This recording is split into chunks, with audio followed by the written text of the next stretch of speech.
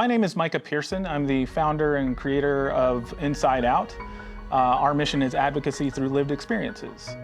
Our goal in life is to really bring the voice of the people with lived experience with mental health conditions, criminal justice systems, and healthcare systems into spaces they're not normally invited. From the beginning, I always had the idea that there should be a group or an organization dedicated to bringing in those voices.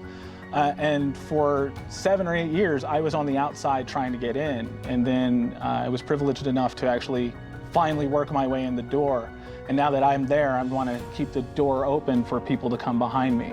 The Inside Out training model is that we always incorporate our lived experiences into whatever training we do. So it is always going to be a mixture of direct lived experience with the data that supports what we say in our emotional impact and lived experience stories. So it always provides a more unique blend and comprehensive mix that actually makes the data stick at home better when there's actually an emotional tie to it. We want to provide a more diverse array of voices that you don't typically hear from people from the LGBTQ+ communities and minority populations. Part of my experience is that I'm a person of color who, with a serious mental illness, who's experienced the criminal justice system and healthcare systems from both the perspective of the incarcerated and the institutionalized.